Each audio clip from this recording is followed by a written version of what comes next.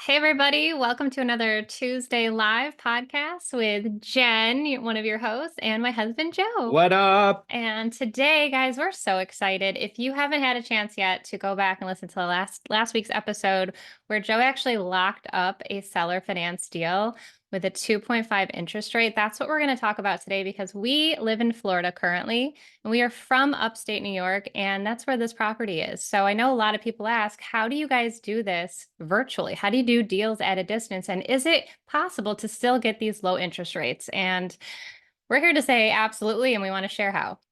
Well, you know what? And I think what we should do is we should almost kind of dial back to the beginning of how we first got started doing deals virtually.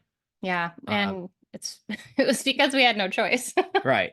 So I guess doing deals virtually just kind of sprung upon us when COVID happened, hmm and it made everybody do almost everything virtual. If you remember, we our very first property we had during COVID was a rent-to-own property. And everybody who went and saw the house were like, make sure you bring Lysol wipes with you. We did the showing virtually, so we weren't even at the house. They'd bring Lysol wipes to wipe down all the handles before they touch everything. Yeah, again, we were in upstate New York in general, so it was super, scary. Everybody was on lockdown up there, and we just didn't have a choice, too. So that's how we got really great with social media because we could reach the masses without having to go talk to people in person. And then by talking to people on Facebook, we connected with sellers that weren't in our backyard anymore. And the very first property we did buy that was an hour away, I remember him and I looking at each other like, I don't know. We lived Can in we? Rochester, New York, and this was in the one of the suburbs of Buffalo, New York. So it was an hour drive. But then when we talked to the seller, he bought the house. He put $130,000 worth of renovations into it, redid every single thing in the house, sent pictures. We liked what we saw. Mhm. So we made that deal, still own that house. An amazing deal. I'm so glad we made that deal too. And they put all this money into their house and said, you know what? We're tired of upstate New York. We want to move down south. So they wanted to move to North Carolina. They did. So wonderful deal. So we did a deal an hour away and we are like, this feels weird. We bought it without seeing it other than just seeing a couple pictures. Did we do a video walkthrough? I think we did, yeah. And it's kind of funny because one thing that popped in my head was, especially as you're getting going, and we always talk about hustle is a season, not a lifestyle. But with this particular seller, he came in, I think it was like a late night Saturday, because at the time we had hired one of our first team members who was also a bartender. And back then, again, like bars were super Shout slow. out, Steve. Bars weren't that busy during COVID. And so Steve was working the bar and chatting back and forth with this seller. And I think he might have even hopped on a He call. did. And so I remember it being like a Sunday, which, is we do encourage you to take time off. But again, here we were in the middle of a pandemic. We didn't really feel like we had a choice to take a lot of time off then. It was, we need to feed our family. We want to get this business up and running. And so it was a Sunday. And I remember like looking and saying, hey, I think you should get on a phone call with this guy.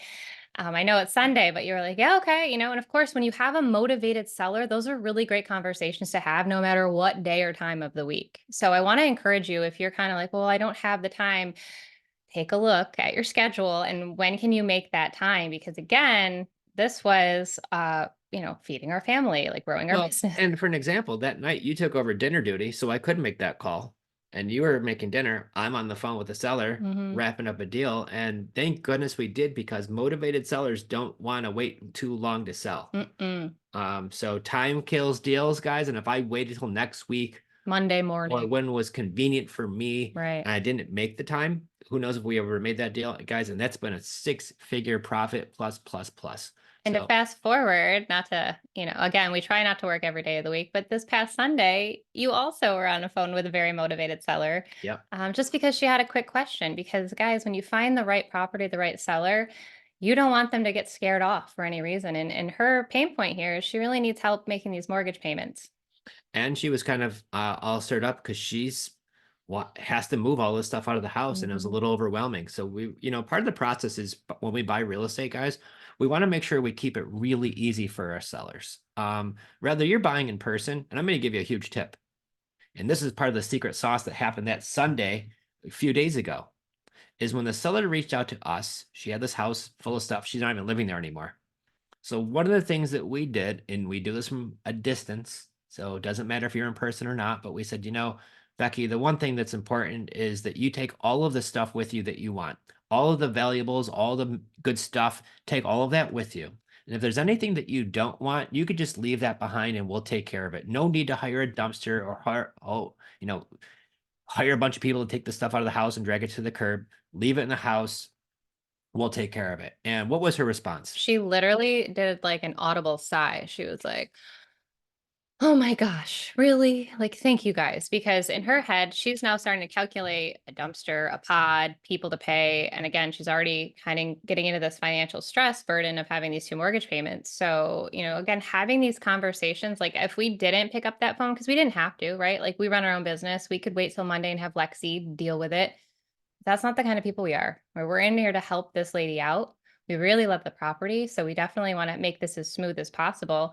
And I just want to kind of pull the curtain back a little bit and share that because sometimes big people out there, all the big and bad investors, sometimes make it look like, oh, I'm on the beach with my 4-hour work week. And Yeah, but in the beginning, think about it. that's not So always dial the back case. even further. We were on the beach when we first got started training our first employees, and there was days where it was our anniversary. Well, yeah, we were. And we went to the beach, but I'm on a Zoom with the new guys that we trained because that was the day that we did Zoom. And then when was your birthday? A couple weeks later Yeah. on the same So beach. you can be on the beach and working. And you should take vacation and you need to rest. Burnout's a real thing. I'm not suggesting it's not. But guys, you got to do the work. You got to be there to help We did people. You bang. got to talk to them. You got to figure out what's the problem, what's the motivation, and how can I best serve them, right? And that's what being creative is all about. Because if it was so easy and simple, this person could have run off and listed it with a realtor and gone that route. But for whatever reason, this person's talking to you. So take that time. Yep. So our next deal we do from a distance. Now we did one an hour away from us in New York. But now, what was the next deal we did at a distance? You remember? Was it the Albany deal? That was one. I Yeah, forgot all that about was that like deal. our first wholesale together experience. Yeah, we wholesaled a deal that was about 4 hours from us in Albany, New We York. didn't know what we were sitting on. Sat on a gold mine with that one. We made a good check, but I mean, boy, Somebody else definitely made out. that's why that one sold so quick. And Right. after it was sold, people were still reaching out to Mhm. me. So we did that one at a distance too. And the funny thing about it is when I first shared that deal, all of the jokers on Facebook were all like, how many dead bodies are buried in this house? Because it was a house that needed a lot of work, guys. And when you show what the house actually looks like to your normal people, that it looks, scary and they'll come out of the woodwork. Because you posted Meanwhile, in like a normal Facebook group, not just an investor group, yeah, or yeah. yep, absolutely. Does anybody know looking for a deal in Albany? And then come to find out the actual real people, the real buyers were like, oh my God, like do I have to pay you over what you're asking for this deal, or will you just take asking? And I'm like, what do you mean? Like, it was such a great deal for somebody who really did this business and knew what they were looking at. So if you have the jokers from the Facebook crowd, the peanut gallery come out and say, this is a terrible deal, they just don't know what they're talking about. If you Don't, know your numbers, yeah, yeah. don't fight with them because like we talked about earlier. Well, what are some reasons people might want to do deals at a distance? Like, let's chat about that. All right. Well, I'll talk about one. Right now, guys, I don't know if you know this, but if you're buying real estate at today's prices, at today's interest rates, it is cheaper in 90% of the country to rent than it is to own. Mm. Let that sink in for a minute. So that means if I go to on the MLS and I buy a house and I go finance it at today's rates, only 10% of the whole country, I could rent that property now for more than what my payment is. So that means what are we doing as far as finding these virtual deals? The only way to buy real estate right now is these creative finance deals. It's a challenge everywhere. So where I love doing deals virtually is there are some markets that didn't really go super high in value. They didn't go way down in value, but they cash flow really well. But for me, what I kind of thought the very first time when we did a deal in North Pole, Alaska, was the Mhm. one that did it for us. When we found a deal in North Pole, Alaska, and we wholesaled that deal, and we found our buyer 3 days later, Yeah. what we realized was a great deal is a great deal, right? So it's just finding the resources of how do I verify that? And that's what we're going to go over today because you don't know the area as well as you might know your backyard. I will tell you, when we got that deal brought to us from our acquisition manager, and she says, hey, I have a deal in North Pole, Alaska. I remember sitting on the couch with Jenn and we're giggling. We might have had a glass of champagne I that think we night. were actually in the office. Were we? I don't know. We did a live seller call. No, when I first Oh, heard when she about the first, deal, oh, okay. because I she's don't like, know I about the have a champagne, deal in but North Pole, Alaska, and I'm gonna go Santa Claus want to sell his house. Like, I didn't know it was a real thing. yeah. Right. Then I look it up, come to find out it's a real place. Besides Santa and Mrs. Claus and the elves, there's Hmm. actually a military base there. There's a lot of people who buy and sell there all the time. So when we posted this deal on Craigslist, we had a buyer like 2 or 3 days later Instantly. who was already doing a lot of deals right there. And actually, I wish all wholesale deals could have been that easy. Our business It would kind of be. tricked us, I will say, because Mhm. I thought every deal was going to be like that. Yeah. So once we did that deal in North Pole, Alaska, guys, that's what kind of ripped the band-aid off. Yeah. Um, I will tell you some of the mistakes we've made is we probably went too wide too quickly. Yeah. What does that mean? What does that mean?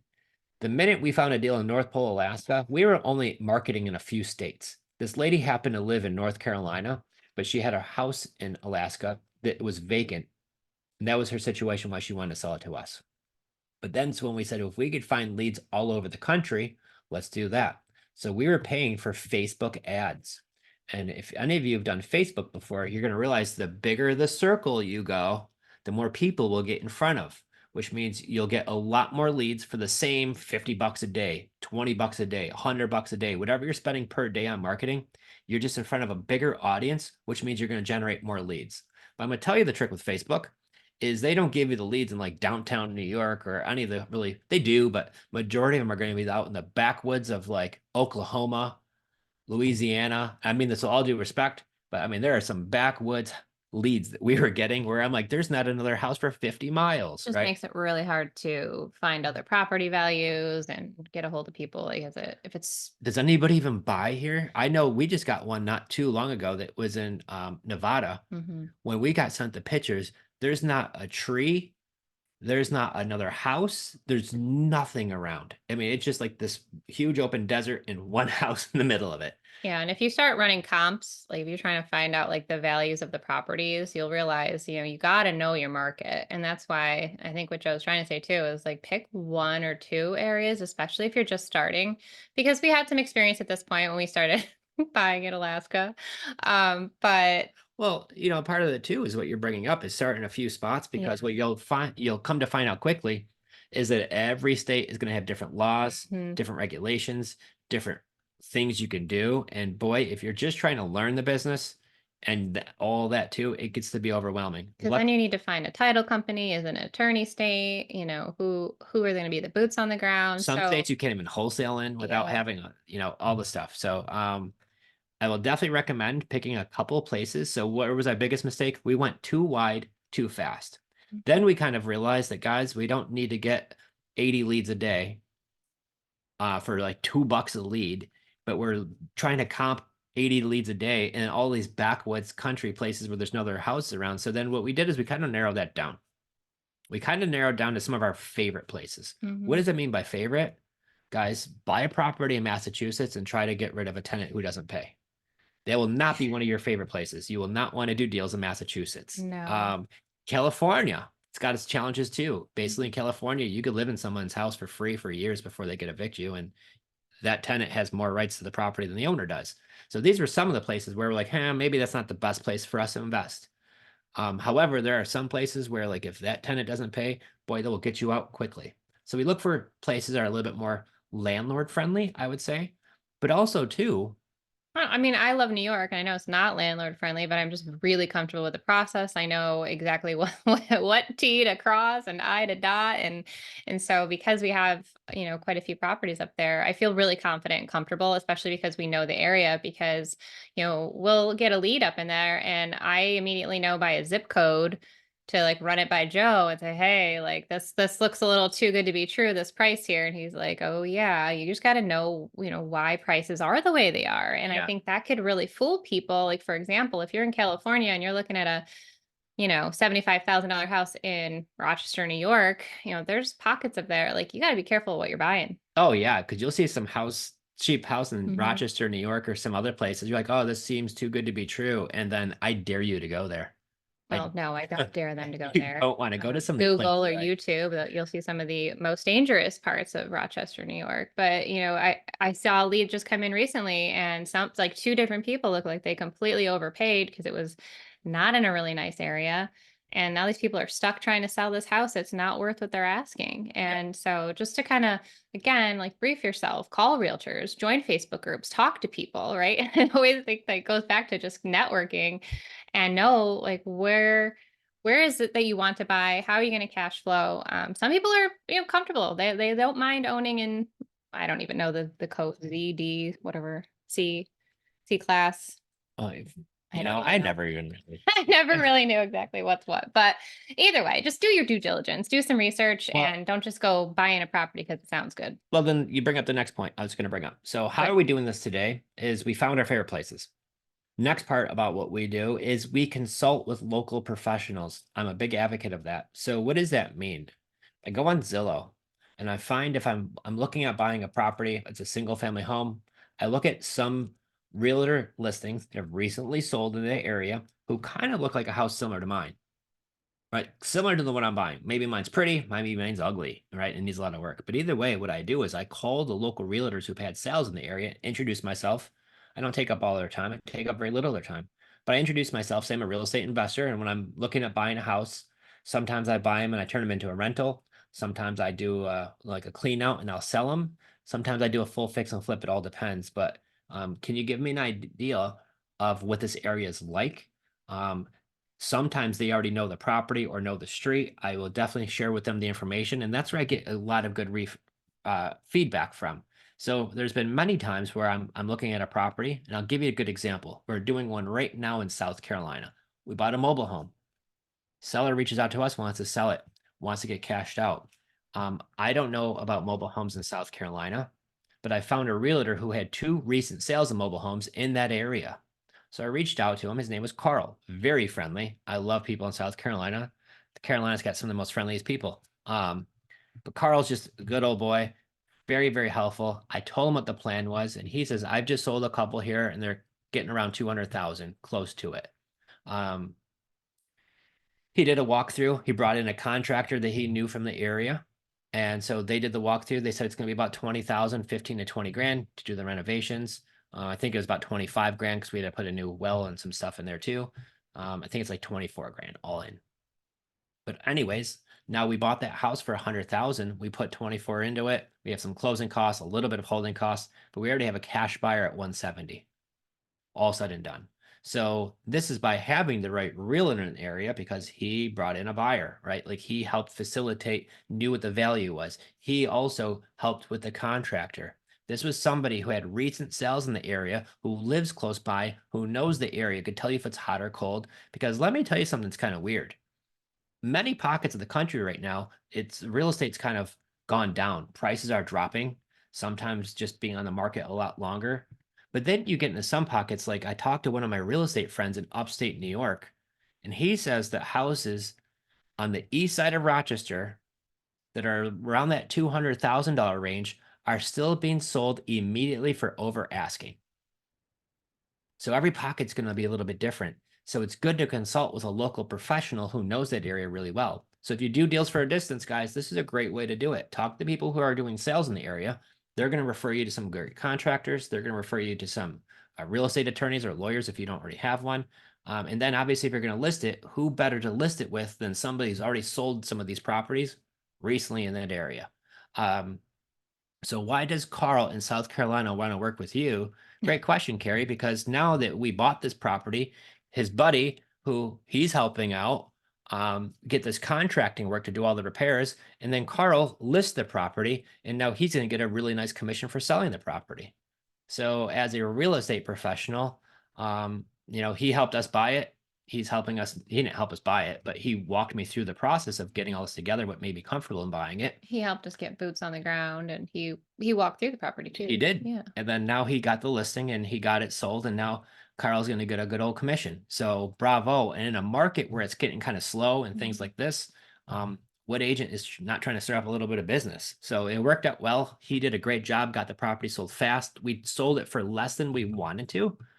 but it was a cash buyer who could move in immediately, close fast as possible. And for me, in my concern, time is worth money. So instead of It wasn't making, even on the market for like a week, right? no, Yeah. I wanted to make 50 on it, and we probably could have, but to make a little over 30 and got done immediately, Mhm. I'm good with that. Let's move on quick to the next deal because we have a And lot of deals cooking. And I think, yeah, so I think what you need to do here, and the book is behind me, but how to win friends and influence people. Because if you ever hear Joe talk to people, he has a knack for not sounding demanding, not coming off like you owe me, you have to do this. Because you need to really kind of pitch it that, like, hey, we're in this together. And if this works out, like, we're both going to be able to benefit monetarily because that's what we're doing, right? We're all trying to make money and then help the seller out and all of that.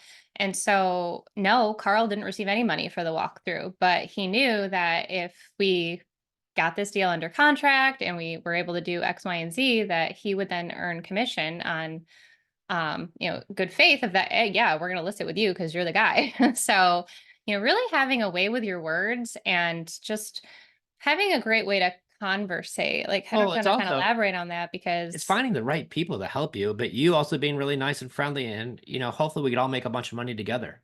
yeah, No different than when I found the realtor when we did the flip Greenwood, in Louisiana. Connecticut. Oh, yeah, Connecticut. I was gonna say Louisiana. Both of them. Yeah. Awesome realtors to connect with. The lady in Connecticut, Laura Ennis is her name. She's north of Hartford, Connecticut. I looked her up. She had like 3 sales in this neighborhood, guys. It was the easiest realtor to talk to Mhm. because she was like, yeah, I live 4 blocks away. I sell houses in this neighborhood all the time. So when I told her about our house, come to find out, what I thought was the value, I was way too low. Guys, I thought this thing was going to sell for maybe 280, 275, maybe 290 on a good day. She listed it at 325 and we got 343 for it Mhm. because she knew the area really well and was, I don't know, had like 400 5-star Google reviews besides. So she was amazing to work with. She walked the property, didn't give her a dime for walking the property. She didn't ever ask for it. She also was right around the corner. She She was showed, eager yeah, for business. She was excited about it.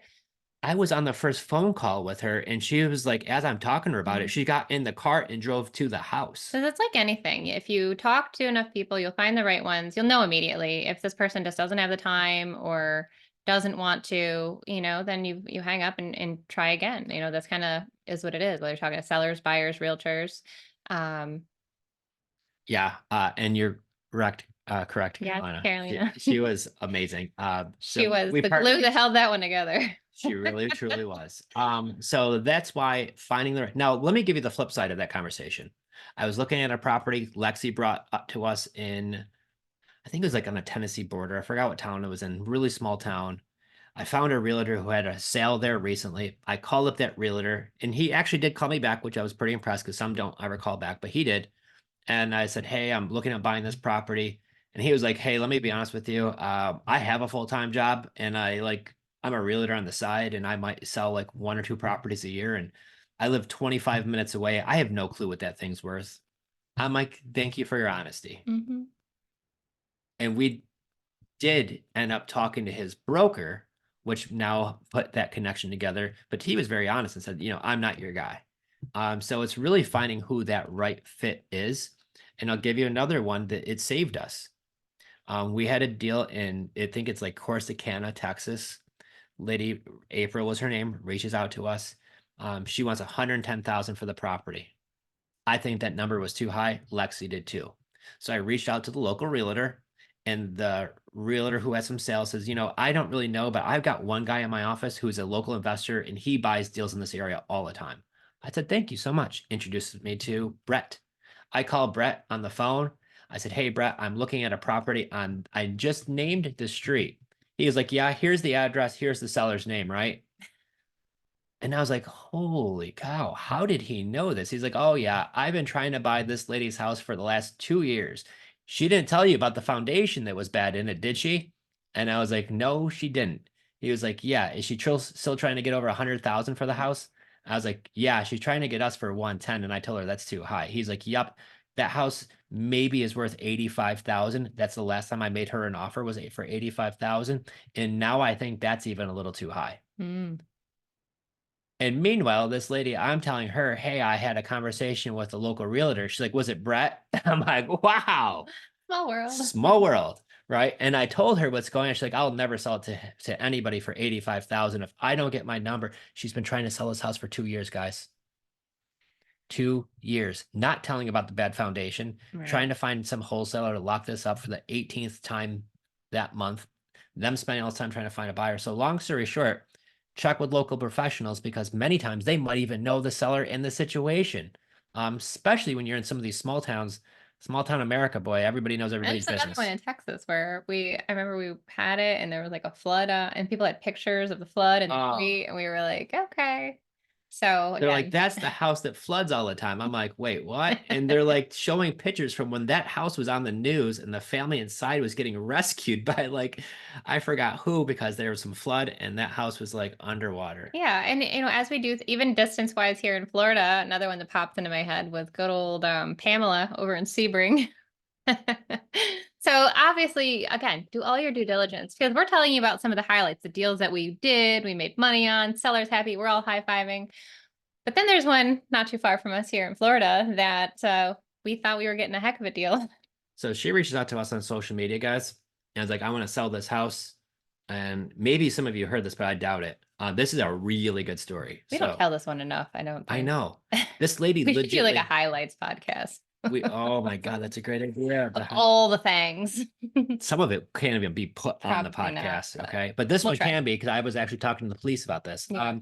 So what was her name? Pamela? Pamela Sebring, Florida. Okay, so this lady reaches out to us and was like, "Hey, I was dating this guy for the last 17 years, and every summer, we lived up north, but in the wintertime, we'd come back down to the Florida house. And I've been doing this with him for 17 years, but he started getting sick. So he just quick claimed the deed into the house into my name. And then not too long ago after that, he passed away. And now I'm down here and this property needs way too much work for little old me. I'm some little old grandma and I can't do this work myself. And it brings back too bad, memories when John was alive and now he's dead. And so I just can't be here because of the memories and it needs a lot of work. So she's like, I think it was like, I don't know, 70 grand for the house. I'm like, wow, that's really cheap because I'm looking at in the after repair value is like 250, 275. So I just assumed because she didn't have pictures, because she told us she was too old, she couldn't work a cell phone. So she told us that it needs a lot of work. So I just even assumed if it needed everything done, a full complete gut, we still had plenty of meat on the bone there, and that was going to be a great deal because it was a really small, like little brick ranch. It wasn't a very big house. So we put it under contract. We were thinking of taking it down, but once again, sometimes these big fix and flips, sometimes we keep them and do them, sometimes we wholesale them. We already had a lot of deals going on at that point, so we decided to wholesale that one.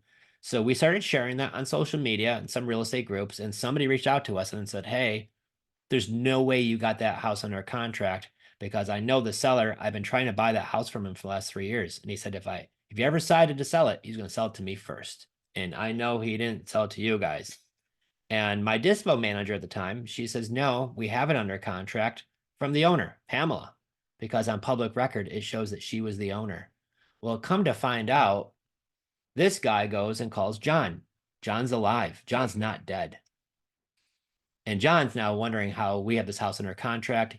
The glue comes And off. who's Pamela? And who's Pamela? So come to find out, Pamela has a little bit of an issue, more than one, let's just say. Pamela broke into the house with all of her, let's Friends. just say, fellow squatter convict friends. And what they did was they had their mail sent to the property. Now they live there. They are squatting in the house illegally. They have forged a quick claim deed with a fake notary and go and spend the $50 to record it with the county. So now, as far as the county's concerned, she owns the house. Meanwhile, this poor sucker up north has no idea who Pamela is, no idea that he's got squatters living in his house, and no idea these people have been there for months Trying and to sell months his and months house trying to to us. sell his house to us. So just so happens that now the sheriff gets involved because he calls the police call me, and they say, wait a second. So I'm walking to the sheriff through the call, and I actually recorded it. And she was like, no, I talked to John. John's alive. John has no clue who Pamela is and doesn't know why these people are in this house. And so the cop is calling me, the sheriff, from the driveway. And she's like, and I did a walkthrough of the house, and a couple of the people staying in this house, I've definitely arrested them before. And I'm like, oh, goody. So let me guess, we don't have a deal, huh? And she was like, I don't think so. So long story short, Because guys, stuff's gonna happen at you, some point. yeah, you better have some Thick skin. thick skin and be able to kind of like just What the what? And this is Florida. That's just like another day in Florida down here. that's just Honestly. Tuesday, guys. Yeah. Wait till Wednesday comes around, right? That's just what happens down here. So when you're buying deals from a distance, it's also helpful to do some due diligence. For And every one deal that we buy, we might have to look at 100 deals that we don't buy. We might have to look at 150 deals that we do not buy before I could find one juicy one that's worth buying and we could make a deal on it and it makes sense for everybody and everybody's happy on it, right? So for all the 100 that we didn't make the deal, or the 149 that we didn't make the deal, wow. and I'm so glad that the guy like recognized when Courtney was posting it, because I can't imagine going to title and then like Closing on it, closing on giving it. this lady the money. Ay, She's ay, out with the money. This guy finds out his house is sold. This I was know like there's best case scenario, quite honestly, like when that happened. imagine that. We just gave this lady 70 grand. And she runs off or Oh, stays, right? 'Cause she's squatting. oh, you know that by the sound of So what her crew was I don't like. We're know, at a not party meaning for to that scare 70 grand. anybody, but I also, again, like just kind of showing the reality of like, you just gotta, try to trust people, but do your due diligence and really make sure that you're getting all the information that you possibly can, because there's some wacky For things. every one of the Pamelas out there, there's a ton of Becky's who I talked to last week in our podcast. Yep. And Becky has a 2.5 interest rate. She's just financially in a tough spot right now. The nicest woman in the world. And she's so thrilled that we're buying it as is, letting her leave the stuff behind, and we're going to get her payments current, and all the things are going to happen. When we talked to her on Sunday, she's just like, I am so happy I found you guys. I am so happy we're making this deal. And it was fantastic. And it's a great feeling because we're going to get a great deal. She's getting a great deal because there's no lowball cash offer that she's going to take for 50 cents on the dollar. It's a turnkey house. She doesn't need that. But we're able to pay a good dollar for the property, but get a good deal for us too. And everybody's thrilled on that deal. And once again, This is if you do real estate right, everybody should walk away feeling like they won. And that's kind of the neat thing about why we could do these deals. So long story short, when you're doing deals from a distance, always make sure you do your due diligence. Always find some local boots on the ground. And those are usually some type of professional contractors. Like we've got one right now. One of my friends brought me in Ocala, Florida. It is a wraparound mortgage. The sellers are about $5,000 behind on their mortgage payment. Their payment with interest, taxes, insurance, and everything is like 800, and the property rents for like, I know. I don't even believe you. I know. I saw the mortgage statement. I have it. Okay. And the property rents for probably 1,500. That's the one that Nick brought me. Okay. So I'm just trying to get somebody to do a walkthrough because they want, I think it's like 6-7 grand down. I think their payment's about 5-ish behind. So we would need about $12,000 plus closing costs to be able to buy that deal. Plus you got paid insurance policy. Plus I got to pay Nick something, right? So your cost of entry could be $20,000, $25,000 quick on that deal. But once again, her interest rate's 3.5%, and they are so motivated. And then he also brought me, and I'll give you another example, guys, why these deals are out there. I'm going to talk about some deals that we're finding. So if you get frustrated when you are finding a deal, I'm going to tell you you're not alone. We have a deal right now in Newport Richey. No, I'm sorry, it's in Port Richey, kind of close to the west coast of Florida. The house was completely remodeled. It's turnkey. It's ready to go. Seller says, I want to sell it. She's another one, $5,000 behind on her payments. She's willing to sell it for what she owes on it, knows that we'll take over the payments. She's totally okay with it, does not care. House is completely remodeled. It needs nothing. Here's our challenge. Her interest rate is 4.8%. The payment with taxes and insurance and everything is $2,200. Thing only rents for maybe $1,800 and $1,900 in the area. Thanks. So she's upside down. As far as what she owes on the house, if she puts it on the market, by the time she takes out a 5 or 6% real estate commission plus some closing costs, she's gonna have to write a check for probably 10 to 15,000. She doesn't have that money. So she doesn't have the money to list it. She's 5 grand behind on payments. And if we buy this from her and then turn around and rent it, we're gonna lose $200-300 every month. So you're going to come across some of these situations right now. But once again, when I dialed back, 90% of the country right now, it's less expensive to rent it than it is to actually own it. So when you're talking to a seller about you taking over their payments, in some of these situations, that payment is much higher than what that area rents for. And that's just like the blue house I was showing you in Columbus, Ohio. Mhm. We have a couple that wants to sell their house they just bought in Columbus, Ohio. Guys, this is a beautiful house, beautiful neighborhood, completely renovated. They just bought it not long ago for 505, $505,000. They ran an Airbnb out of it. They realized they don't want to do that anymore. They want to sell it. They put it on the market. It's been on the market for months now, guys. They bought it for 505. Don't forget that number. They listed it for 530. It's not selling. They keep dropping the number. It's not selling. They've got it listed right now for 475 and it's not even getting showings at 475. So when they reached out to us, because they saw our blue post, they said, we want to sell it. We're open to seller financing. Great. We started chatting to them about terms. Well, come to find out, they have a 6% interest rate. They just bought it not long ago. I said, oh boy, what's the payment with taxes and insurance and everything else? It's $3,400 a month.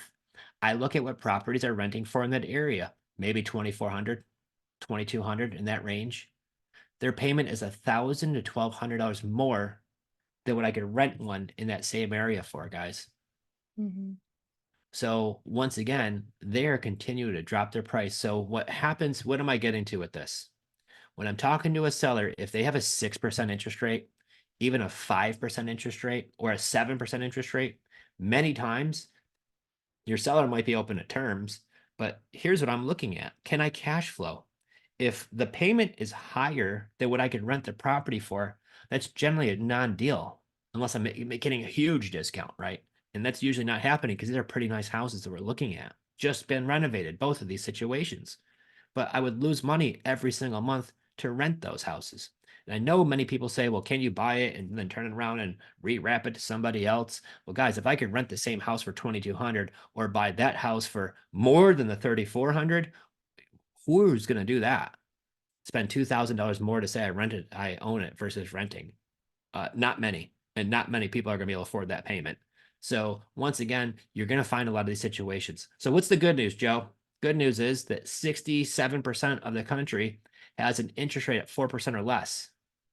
67. 67%. So Mhm. basically 2/3 of mortgages have a rate under 4%. So those are the deals you want. The Becky deals. The Becky deals. Becky at 2.5%. Those are the deals you're going to want to Becky find. with a good rate.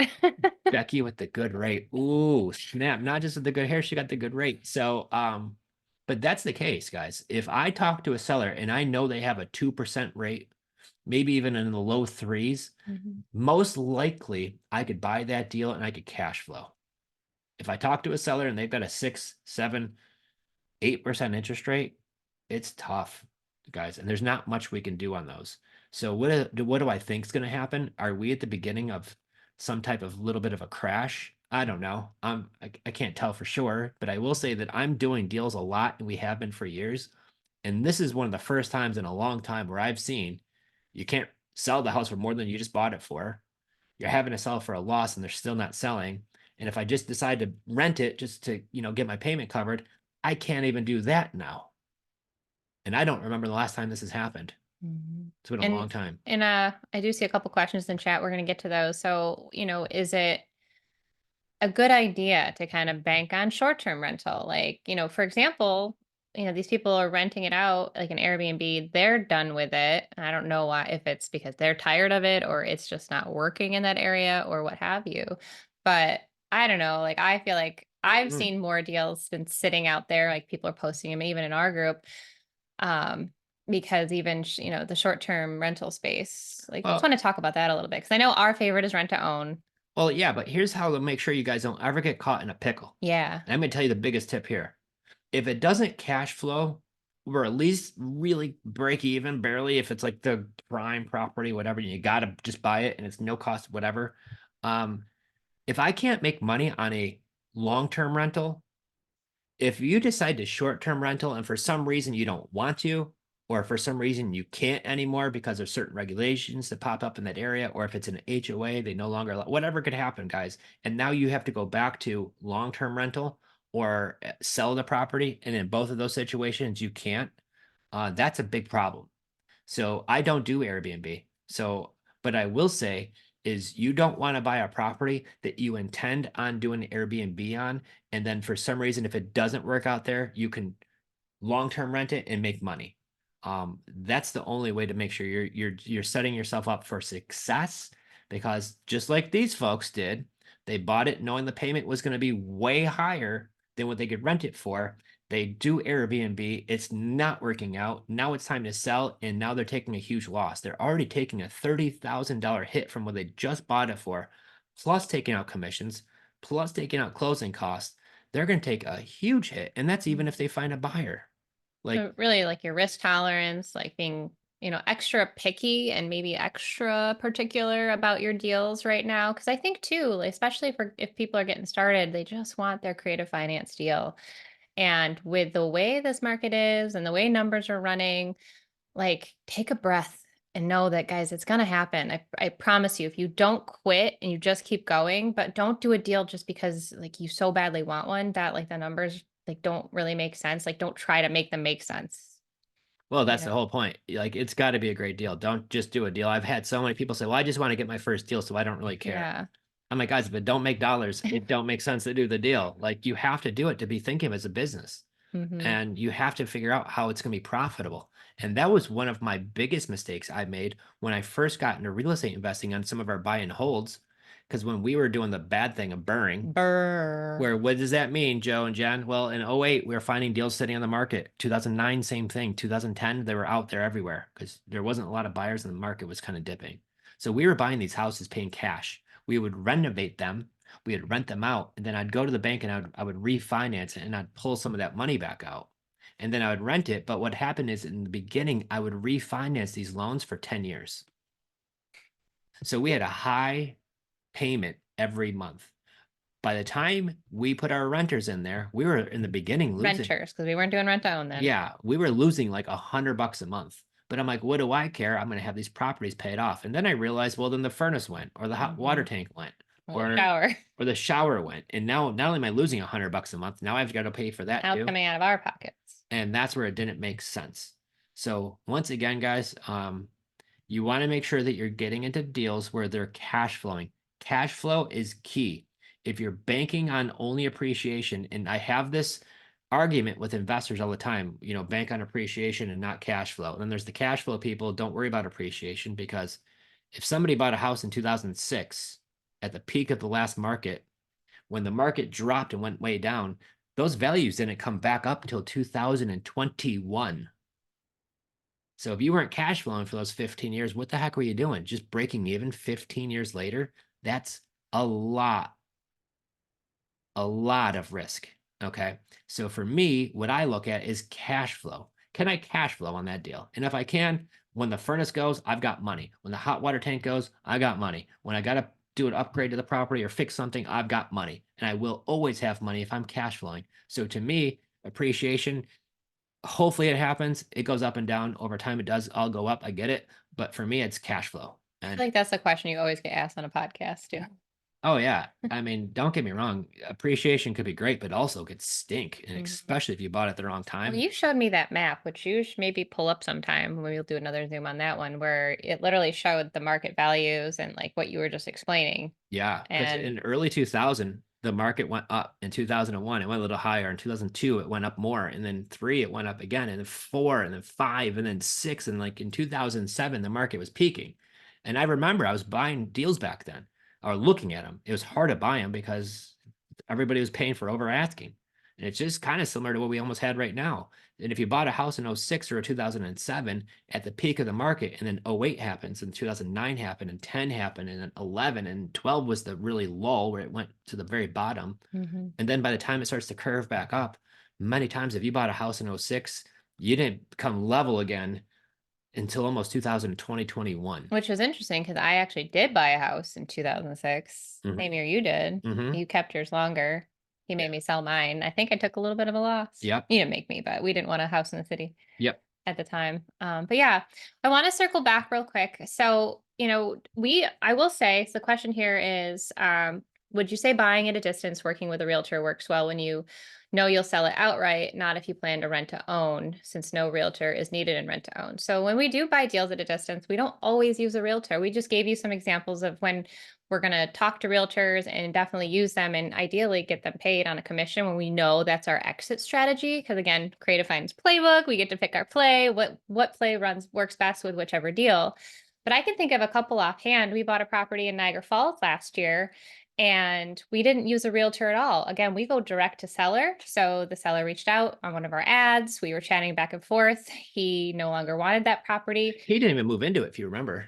I don't remember. I remember he was full of wood paneling, and the poor guy like got started and was like, "I'm out." Like That's what happened. He no bought the more house, renovating. and the whole house was really nice, except for Beautiful, like turnkey, but just not modern.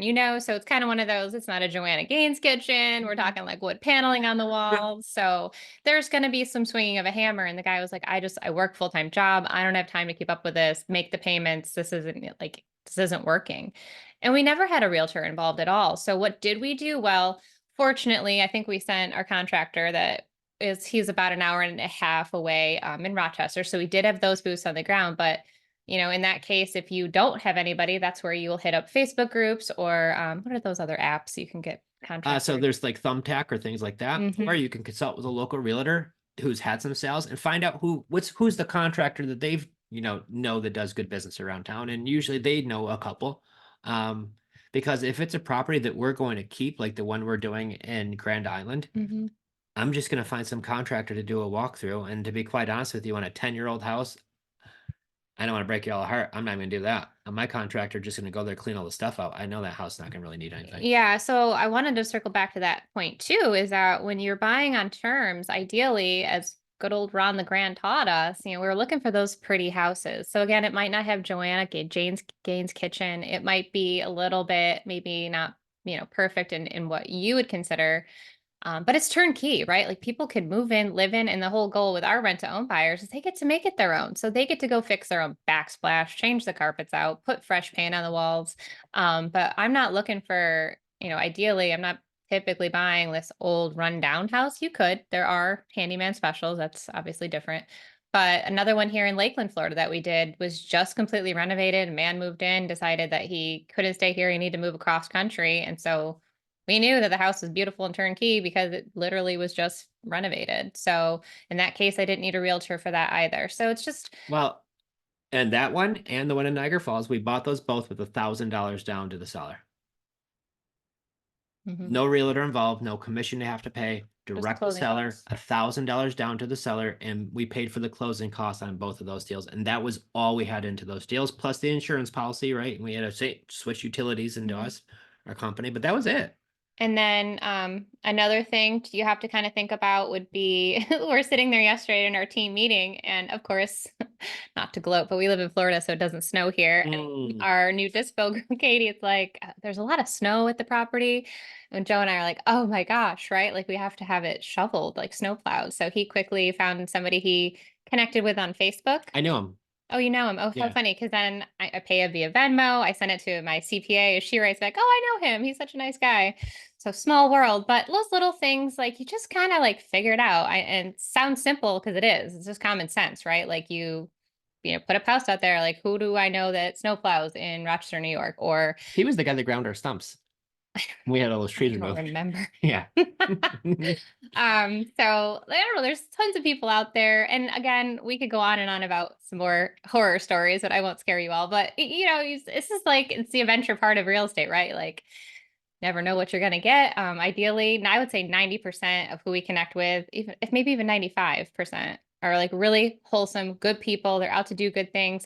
Realtor, or sorry, not a realtor, contractor we just connected with in Pensacola. I don't know how you found this guy. Through other real estate investors who were like, he's the guy to talk to in He's this the area. guy. So wouldn't you know, out of all the places, this man is like originally like from was like upstate New York in this tiny little town where we almost ran out of gas this past summer. Yeah. Wanted to choke somebody out. We're in the middle of the mountains, in the middle of nowhere. Not a good feeling being stranded without gas. But it literally, guys, that's the cool part about this business is the people that you connect with. They're also sometimes the frustrating part of this business, the people.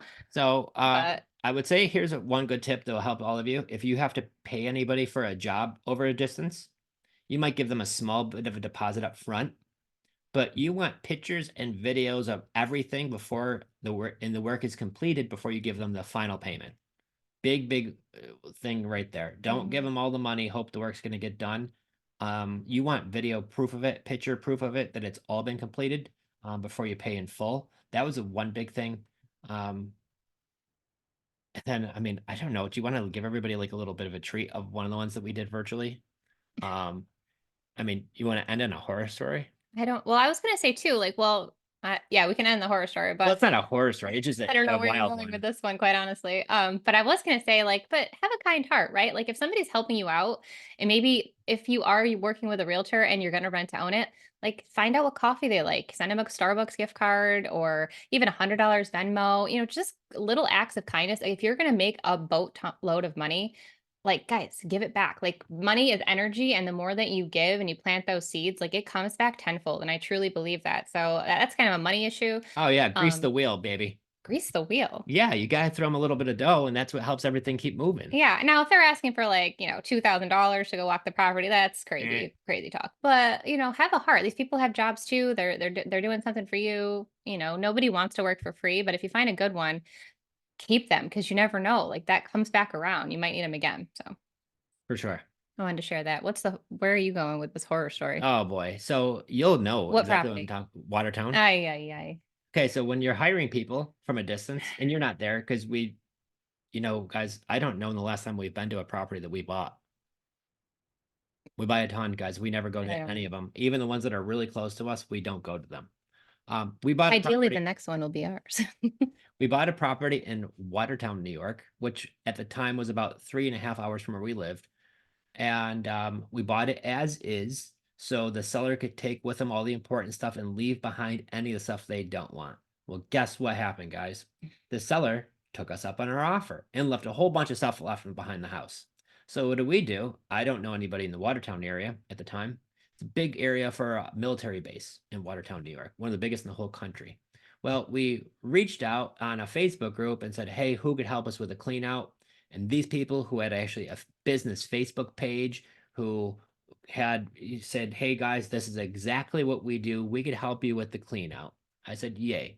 If anybody's ever had a clean out before, here's what happens. A company comes to the house, they get a big dumpster, they put that dumpster in the driveway, they throw all the stuff out of the house into the dumpster until the house is completely gone. Everything's cleaned out of it. That is what it should look like. That's what it should look As like. a textbook Well, information. we paid a small deposit to get these people started, and we got a call. They're there doing the work. Life is great, guys. It's a weekend.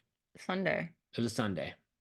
Well, we got a call from the lady who we bought her house on seller financing, and she calls up and she's flipping out on a Sunday. Guys, welcome to Be a Real The Estate worst Investor. part was I thought it was like a spam caller. So, No, that's so I answered, I'm like, hello, like being all goofy. And then I was like, oh, okay, her so. number wasn't in my phone. Oh To yeah, make it even worse, guys. yeah. So we think we're just having some fun with a spam caller. Come to find out, it's our seller, They're selling. and she's angry. We've Why? already bought it, purchased it, everything's written Closed, down. done, Yeah. done deal. She's out. We own the house.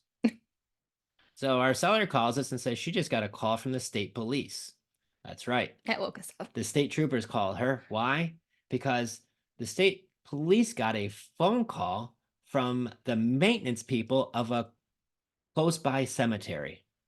And the reason why they called was because somewhere on the cemetery, there's this huge mountain of garbage that just appeared overnight. And inside this huge mountain of garbage was a piece of paper that just happened to have this lady's name and address on it. So the state police called and said, hey, there's a huge mountain of garbage over here that's got your name and information on it. And she says, that is not my huge mountain of garbage. I did not put it there. The police say you better get over here or we're going to arrest you for littering.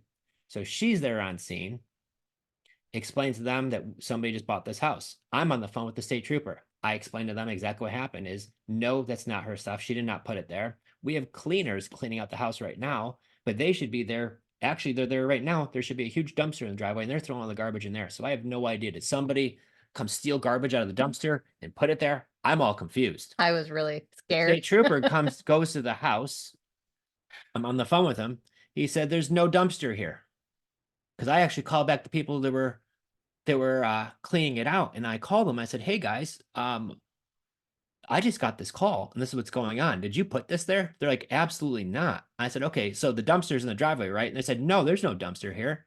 I said, "So what are you doing with all this big, huge pile of stuff?" He says, "Well, we have a little bit of a trailer, and we drop it off at the garbage dump not too far down the road, and then we bring the trailer back and we keep filling that up."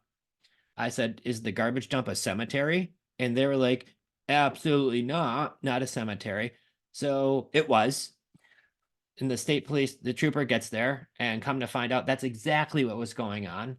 And so, long story short, guys, this company who's got a legit Facebook business Mhm. page and who were hired to do all the right stuff were not doing the right stuff. They were dumping this at a cemetery. And if any of you has ever heard the song way back in the day, Alice's Restaurant, it was kind of just like that. So these people did not finish cleaning out our house. Why? Because they were spending the rest of the weekend at the cemetery picking up this big, huge pile of garbage while the state trooper sat there and watched them do it. Mhm. So, guys, when I tell you real estate, we're going to write a book. It's going to be a bestseller. We promise. Start writing that. I'm gonna forget all these crazy stories. Oh my God. If we just got together our old team and we just sat there and I talked know, about that would be all of really the funny. things, But, um, again, not to scare you, but even we've made a people will take advantage yeah, of they you take too. So you advantage, got to they be make mindful of mistakes, that. things happen. And again, for every, bad person out there, there's a million really great ones. So that's why network is so important. And we love, having a good group of people that we can count on and being able to tap into. And, you're not alone. Like now years later, I feel like we would have more confidence in going into Watertown, be like, hey, like who do you recommend, instead of just going off of a Facebook page and, hoping for the best. I wonder what those two cronies are even doing right now. I don't know. Then I remember we were taking the kids to the Van Gogh Museum and like they were still like mad we weren't going to pay them their money. We're like, pay your money for dumping stuff into a cemetery. Well, And because they didn't do the job. They took we like the didn't, first two trailers, dropped it off there. The house was still full of stuff. I know. I think they had fleas or something in it too. Remember? I don't I remember that. don't remember. We've had so many houses. Yeah. So, guys, Either way. so here's the deal where I'm going to say it's not as scary as you think. We love to share some horror stories, but there's also a million wins and good stories that go along with it too. So make sure you vet the people that you're doing business with from a distance. That's the name of the game. If you could get some references, great. I love working with realtors from a distance because they usually know the area, especially the ones that have been there for a long time. They usually know who the better contractors are and kind of almost like who to stay away from. Hmm. So make sure if they do help you, that you do pay them back for that. And that could be in millions of different ways. A lot of the ways we like to do it is pay them to list that house if we're going to sell it. Hmm. If I know we're going to keep it for a rent to own property, I usually don't get a realtor involved more than if, a rental comp, but usually I could find that my own so I don't get them involved. I will find a good contractor in the area just to kind of do a walkthrough. If you don't know that, find a company that does inspections and pay them the 5, 6, 700 bucks to do a full blown inspection of the property if you're that concerned. However, for me, on most of these houses that we buy, they're pretty close to turnkey, if not completely turnkey, not nasty and old houses. The junkers, these are beautiful houses and beautiful neighborhoods. And therefore, do I get the full inspection? Not on every one of them. I usually don't, to be honest with you. Just give me a good eyes on it to be my eyes while I'm not there. Get good people to help you, get recommendations. Don't pay the full amount of money until the work's been completed and you've got some eyes on that. And then, do business, guys. And know that you're human, as we're being vulnerable with you. Like we've made mistakes, we've learned from them, and now we know what not to do. And it's like you could do all the research in the world, but you're not going to know everything until you actually are doing the thing. So I think that's really important too. Is you got to roll the sleeves up, you got to dive in, even if you're uncomfortable, and like I said, just have that network surrounding you so you can tap into it when you need to. Oh, and one last thing, guys, why I love doing deals from a distance. Not all these houses where you buy are beautiful. And if you've ever been to some of these houses, you'd be thrilled that you're doing it from a distance.